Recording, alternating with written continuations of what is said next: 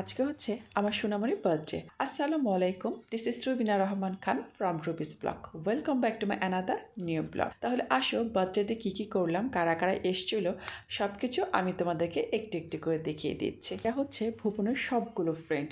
সবাইকে বলা হয়েছে যেন সকাল 11টার মধ্যে সবাই আমাদের বাসায় চলে আসে। একদম সারাদিন আমাদের এখানে আজকে ওরা বেড়াবে। তো যেমন কথা তেমনই কাজ, বাচ্চাগুলো যা কথা রেখেছে সকাল সকাল আসতে বলেছে, ওরা সকাল 11টা থেকে আসা শুরু করেছে। তো একে একে সব বাচ্চারা চলে এসছে।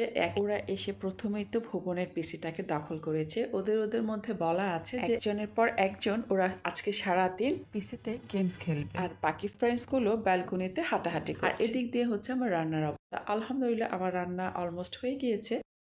তবে আজকে রান্না দেখাবো না, তবে একটু একটু করে ফুটেজ আমি তোমাদেরকে দেখিয়ে দিচ্ছি যে কিভাবে আমি রান্না করেছি আর রেসিপিতে কি কি থাকছে। তো রেসিপিতে থাকছে গরুর মাংসের তেহারি আলু দিয়ে, মেরিন্ডা, বোরহানি, স্প্রাইট, আর সাথে কোকো ছিল, বাট ওই ফুটেজটা তোলা হয়নি। আর সাথে থাকছে ফেনি।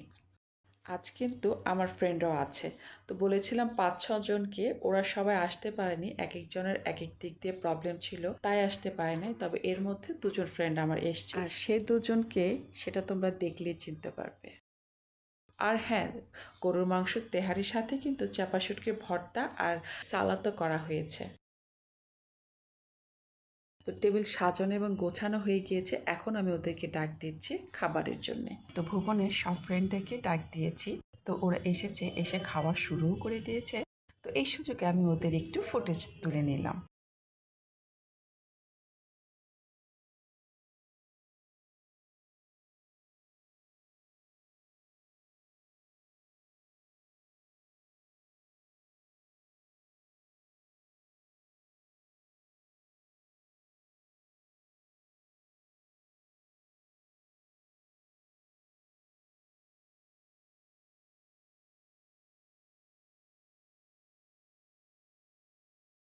বাচ্চাদের খাবার হয়ে গিয়েছে, এখন হচ্ছে আমাদের পালা।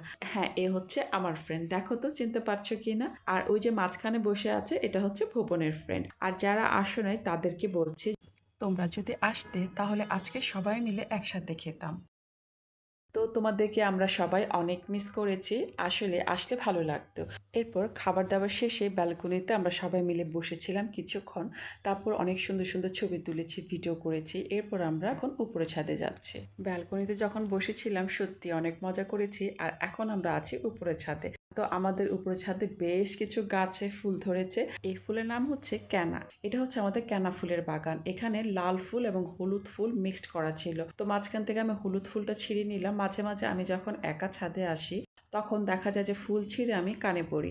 তো আজকে আমার ফ্রেন্ডরা যেহেতু আমার সাথে আছে, আর কেন নয় আজকে আমি ওদেরকে ফুল পরিয়ে দিই।